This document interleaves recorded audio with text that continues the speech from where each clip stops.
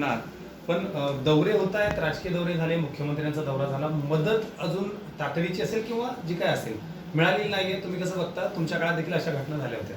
नाही, सत्ताधारी पक्षांनी त्या ठिकाणी दौरे केल्यानंतर ज्या समस्या आहे, जे प्रश्न आहे, जनतेच्या ज्या अपेक्षा आहे, त्या संदर्भामध्ये मुंबईत येऊन तातडीने मंत्रिमंडळाची बैठक घेऊन त्यावर निर्णय अपेक्षित असतात.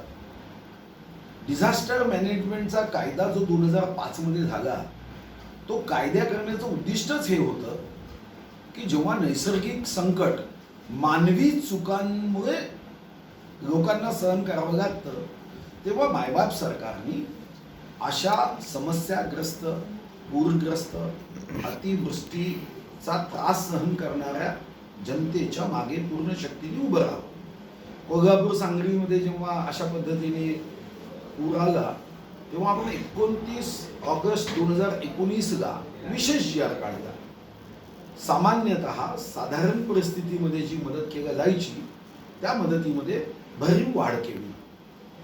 केंद्राला जो पाठवायचा तो सरकारने पाठवावा, पण केंद्राच्या मदतीची वाट न पाहता गेले 5 वर्ष मी स्वतः अर्थमंत्री म्हणून माननीय मुख्यमंत्र्यांशी चर्चा करताना, माननीय महसूल मंत्री म्हणून चंद्रकांत दादांची चर्चा करताना आम्ही एक निर्णय केला होता की केंद्राच्या मदतीची वाट पाहायची नाही, कारण त्याच्यात जे काही तांत्रिक प्रोसेस आहे, ते तांत्रिक प्रोसेस प्रक्रिया पूर्ण होईपर्यंत संकटात असणाऱ्या जनतेला त्राही जेव्हा ते करतात, तेव्हा केंद्राच्या मदतीची वाट न पाहता आम्ही मदत करायचो. राज्यांनी सुद्धा ही मदत केली पाहिजे.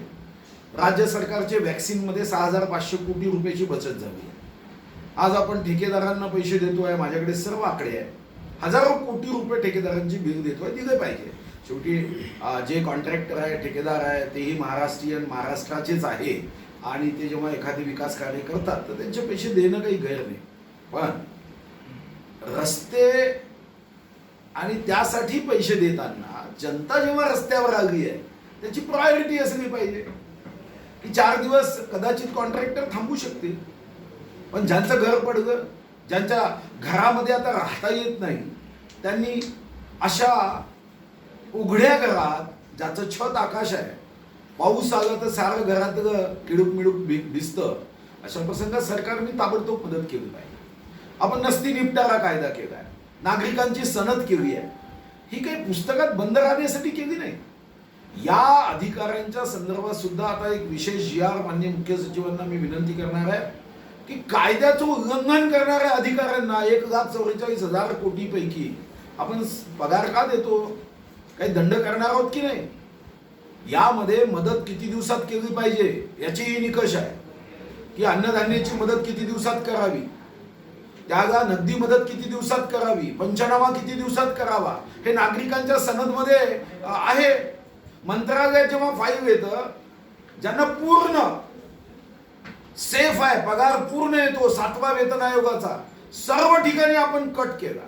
फक्त एकच या महाराष्ट्रामधली गोष्ट आहे की आपण पगारामध्ये कट नाही केला. कोणाच्या कर्ज घेतलं, दर महिन्याला 12,000 कोटी रुपये हे बरोबर 1 तारखेपासून आपण 5 तारखेपर्यंत पगार ऑनलाईन जमा करायचो. शेवटी लोकशाहीमध्ये लोकांनी लोकांसाठी चालवण्यात येणारं सरकार आहे. मग अशा प्रसंगात हा माझा हा तुझा ही भावना असू नये. आम्ही जेव्हा मंत्री म्हणून शपथ घेतो, तेव्हा त्या शपथीचा खरा आत्मा तो आहे की मी कोणाचंही कौतुक करणार नाही, कोणाचीही बाजू घेणार नाही, सत्याची बाजू घेईल, कायद्याची बाजू घेईल आणि जनतेच्या मदतीसाठी कार्य करेल. मला व्यक्तिगत रीतीने वाटतं की काही अधिकारी उत्तम काम करतात. मी आपल्याला सांगितलं की जेव्हा मला एक चिपळूणवरून फोन आला रात्री 1 वाजता, मी माननीय खारगे साहेबांना उठवलं आणि त्यांना सांगितलं की हा जो फोन आहे यांना ताबडतोब डिझास्टर मॅनेजमेंटच्या अधिकाऱ्यांना सांगून मदत केली पाहिजे, कारण तिचा जीव धोक्यात आहे. आणि खारगेंनी ताबडतोब मला 10 मिनिटानंतर सांगितलं की जिल्हाधिकाऱ्यांना सांगून, आणि तिथं डिझास्टर मॅनेजमेंटची टीम गेली. अन्यथा मला ते सांगत होते की आम्ही डिझास्टर मॅनेजमेंटच्या कार्यालयात फोन केला तर कधी फोन उचलला जात नाही, आणि फोन उचलला तर पहाटे 5 वाजता येऊन सांगितलं तर पहाटे 5 वाजता जीव वाचवण्यासाठी की हाती प्रेत गागावं यासाठी हा प्रश्न निर्माण होतो. सामनामध्ये पण आज म्हटलेलं आहे की केंद्रानं मदत केली पाहिजे. तुम्ही म्हणते तुमच्या कारकिर्दीत डिझास्टर मॅनेजमेंटसाठी एक वेगळी मदत निधी होता, काय झालं त्या निधीचं आजही अस्तित्वात आहे का? नाही, या क्षणी डिझास्टर मॅनेजमेंटमध्ये जो कायदा 2005 मध्ये झाला, आता आपल्या राज्याला यावर्षी 4,294 कोटी हे डिझास्टर मॅनेजमेंटसाठी निश्चित झाले. यापैकी 75% केंद्र सरकार आणि 25% राज्य सरकार देते. पण आम्ही 5 वर्ष जेव्हा माननीय देवेंद्रजी मुख्यमंत्री होते, माननीय चंद्रकांत दादा हे महसूल मंत्री होते, मदत पुनर्वसन मंत्री होते आणि मी अर्थमंत्री होतो, आम्ही जेव्हाही बैठक घ्यायचो तेव्हा आमचा पहिला निर्णय असायचा की वाट कोणाची पाहायची नाही. महाराष्ट्र हे या देशातलं सर्वात प्रगत राज्य आहे आणि आज जेव्हा तुम्ही आमचं उत्पन्न कमी आहे असं सांगता तेव्हा काय केंद्राचं उत्पन्न वाढतंय का? केंद्रही अडचणीत आहे, पण ते रडत नाही. हा रडका जो स्वभाव आहे ना, हा स्वभाव बदलला पाहिजे. तुम्हाला संकटकाळी आमच्या तिजोरीत पैसे नाही असं म्हणण्याचा अधिकारच नाही. 6,500 कोटी वॅक्सिनचे वाचलेत ना तुमचे. तुम्हाला ठेकेदारांना द्यायला 2,500 कोटी आणि अशा प्रसंगात मदत करायला पैसे नाही. कर्मचाऱ्यांना आपण पगार देतोच आहे ना 12,000 कोटी, 400 कोटी रोज देतो ना, दिलाच पाहिजे. याबद्दल माझ्या मनात शंका नाही. मीही कर्मचाऱ्यांच्या बाजूने, पण कर्मचाऱ्यांच्या बाजूने असताना शेतकरी अडचणीत आहे, कष्टकरी अडचणीत आहे, गरीब अडचणीत आहे. या गरिबांसाठी आम्ही मदत करताना जर उशीर लावत असू तर जनता मग अशा लोकांना माफ करत नाही आणि मी तर आवाहन करेल की जनतेने माफही करू. सरकारला जर या पूरग्रस्त भागासाठी मदतीला पैसे नाही, वॅक्सिनचे 6,500 कोटी वाचले, तर मग अजब सरकार की गजब कहानी होईल. 7 अजूबे इस दुनिया में 8वां अजूबा मंत्रालय में बैठा है असं आपल्याला म्हणावं लागेल. आणि म्हणून तातडीने मदत केली पाहिजे. जे अधिकारी तातडीने मदत करण्यामध्ये शुक्राचार्याचं काम करत असेल त्यांना धडा शिकवला पाहिजे. आवश्यकता असेल तर घटनेच्या तरतुदीनुसार त्यांना घरी बसवलं पाहिजे. घरी बसवलं याचा अर्थ वर्क फ्रॉम होम नाही, घरीच बसवलं पाहिजे, तरच या संकटकाळी मदत करू शकतो. आणि माझी एक सूचना आहे, जेव्हा संकट येतं, पूर येतो, लोकांना त्रास होतो, तेव्हा सरकार जातं, एक दिवस दौरा करतं आणि मग मात्र सर्वांना वाऱ्यावर सोडलं जातं. आता मुख्यमंत्री महोदयांनी जसा आज दौरा केला, त्यांनी सुद्धा आजच तारीख घोषित केली पाहिजे की 1 महिन्यानी मी स्वतः आढावा घेईल. आवश्यकता असेल आपल्या गाडीमध्ये स्वतः गाडी चालवत जावं, एक कॅम्प्युटर मागे बसवावा, मुख्य सचिवाला मागे बसवावं आणि 1 महिन्यात जे अधिकारी अशा संकटात असणाऱ्या जनतेला कायद्याच्या चौकटीत बसवून मदत न्याय देत नसेल तिथंच त्याच्या टर्मिनेशनचा आदेश काढावा, तरच या व्यवस्थेमध्ये सुधारणा होऊ शकते. कारण मागच्या वर्षी आमच्या चंद्रपूर जिल्ह्यामध्ये पूर आला आणि घर देऊ सांगितलं, 1 वर्ष झालाय आणि त्या लोकांना अजूनही गाणंच म्हणावं लागतं, आबुदाना ढूंढते है. मला वाटतं की अशांना मात्र आपल्याला कशा पद्धतीने शिक्षा देता येईल याची आता काळजी घेतली पाहिजे. नाही तर 2 दिवस जोपर्यंत TV मध्ये या बातम्या दुःखाच्या दाखवल्या जात आहे, हे सर्व मग सरकार आपले नकराश्रू, नकर म्हणजे मगर आणि अश्रू, मगरीचा हा स्वभाव आहे की एखादं भक्ष्य तोंडात आल्यावर तिला दुःख होतं आणि ती मगरमच्छ के आसू जे म्हणतो, खोटे अश्रू. आता आपल्याला 1 महिन्यानी, मला आपल्यालाही आव्हान आहे की 1 महिन्यानी या ठिकाणी जाऊन आपणही आढावा घ्या आणि या आढाव्यामध्ये तुमच्या लक्षात येईल की दौरे करण्यासाठी सरकार जात आहे, पण अंमलबजावणी हा त्यामधला महत्वाचा भाग. तुम्हाला असं वाटतं का की ह्याचा वाढदिवस आहे, परळीमध्ये बॅनर लागलेत, पण त्या बॅनरवरनं केंद्रीय भाजप असो, राज्य भाजप असो किंवा भाजपचा कमळ गायब असलेलं दिसतंय? मी सर्वप्रथम तुमच्या माध्यमातून आमच्या भगिनी पंकजाताईंना जन्मदिवसाच्या शुभकामना देतो. त्यांच्या सर्व मनोकामना पूर्ण व्हाव्या अशी सदिच्छा देतो. एक गोष्ट आपण लक्षात घेतली पाहिजे, वाढदिवस देवेंद्रजीचा असेल, वाढदिवस पंकजाताईचा असेल किंवा वाढदिवस सुधीर मुनगंटीवारचा असेल किंवा वाढदिवस उद्धवजींचा असेल, बॅनर पोस्टर काय आम्ही छापतो काय? अरे बॅनर तयार करणारा कुणीतरी एखादा कार्यकर्ता असतो जो आनंदाने स्वखर्चाने बॅनर तयार करतो, फ्लेक्सबोर्ड लावतो. कदाचित पंकजाताईचे ज्या कार्यकर्त्यांनी फ्लेक्सबोर्ड लावले त्याच्या मनात पंकजाताईच्या संदर्भामध्ये जे प्रेम आहे ते प्रेम व्यक्त करत असताना इतर नेत्यांच्या बद्दल जर काही मनामध्ये कुठे कटुता असेल तर त्यांनी बोर्ड लावले, बोर्डवर त्यांनी फोटो छापले नसतील, याच्यात पंकजाताईचा दोष आहे असं म्हणणं म्हणजे पंकजाताईवर अन्याय होईल. बोर्ड कोणी वाढदिवसाच्या संदर्भातले बोर्ड स्वतःच्या पैशाने लावतो का? आणि असा पैशाने लावणारा कोणी मोठा व्यक्ती नेता बनूच शकत नाही. की आपल्या वाढदिवसाचे बोर्ड स्वतःच लावायचे, यामध्ये तर खरं तर गैर आहे. त्यामुळे पंकजाताईंनी स्वतःच्या वाढदिवसाच्या दिवशी नेत्यांचे फोटो लावले नाही, हा पंकजाताईंवर करण्यात येणारा आरोप हा मला वाटतं की योग्य नाही. कोणीही नेता स्वतःची बोर्ड बनवत नाही. हा, कार्यकर्ते प्रेम करतात. बोर्ड बनवताना कदाचित पंकजाताईंनी एवढं समजवलं त्या राजीनामा देताना पदाधिकाऱ्यांना की नाराज राहू नका, अजूनही कदाचित त्यांच्या मनात असेल तर म्हणून गावले नसतील. पण हा काही मोठं काम नाही. पंकजाताई या शेवटच्या श्वासापर्यंत भारतीय जनता पार्टीत राहील, पुढच्या जन्मात राहील. जेवढेदा जन्म घेतील भारतीय जनता पार्टीच्याच त्या कार्यकर्त्या राहतील आणि या संदर्भामध्ये कुठेही शंका घेण्याचं काही कारण नाही. कारण हा पक्ष वाढवताना माननीय गोपीनाथजींनी स्वतःचा जीव ओतलाय, आपलं आयुष्याचं आयुष्य दिलंय. तर या पक्षाला कोणी कशा पद्धतीने सोडू शकतं? पंकजाताई कोणत्याही परिस्थितीमध्ये या पक्षाच्या मुख्य आधारापैकी एक आधार. मध्यंतरी बोलताना त्यांनी असं म्हटलं की मी राज्यातल्या नेत्यांना, खास करून तुमच्याकडे त्यांचा इशारा देवेंद्र फडणवीस यांच्याकडे होता की मी त्यांना नेता म्हणत नाही, केंद्रीय नेते माझे नेते. नाही, असं म्हणाले नाही. ते म्हणाले की माझे नेते माननीय मोदीजी, माझे नेते अमितभाई आणि माझे नेते ज्यांना मी राष्ट्रीय सचिव म्हणून मला अहवाल द्यावा लागतो ते नड्डाजी. तर हे वाक्य देवेंद्रजी हेच म्हणणार आहे, हेच वाक्य मी म्हणणार आहे, हेच वाक्य चंद्रकांत दादा म्हणणार आहे, हे वाक्य माननीय नितीन गडकरी म्हणतील. आणि म्हणून राज्याच्या नेत्यांची नावं घेतली नाही याचा अर्थ आमच्यामध्ये कुठं आपसामध्ये दुरावा आहे असं म्हणणं नाही. देवेंद्रजीला विचारलं तर देवेंद्रजी म्हणतील. मग देवेंद्रजी असं म्हणतील का की महाराष्ट्रात माझे नेते नितीन गडकरी, माझे नेते पियुष गोयलजी, माझे नेते प्रकाश जावडेकर, असं म्हणण्याची काही आवश्यकता नाही. मग तर टीव्ही मध्ये मुलाखत कमी आणि नावं जास्त होती.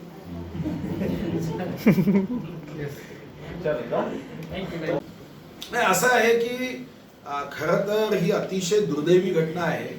मतदार हा ईश्वराचा अंश असतो.